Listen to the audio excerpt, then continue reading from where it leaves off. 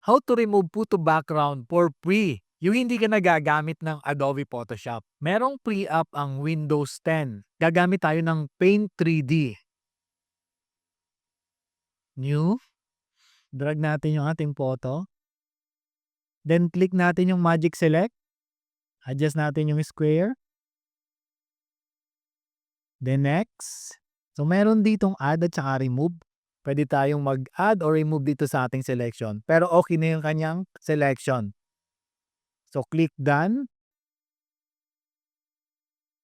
At separated na yung ating photo dun sa background. Okay? Click natin yung background. Then hit delete sa keyboard. Go to menu. Save na natin siya. Save as. Image. Para ma-save natin ang transparent, PNG image ang gagamitin natin. Okay?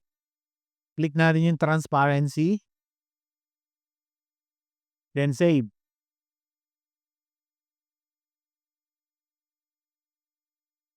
And that's it.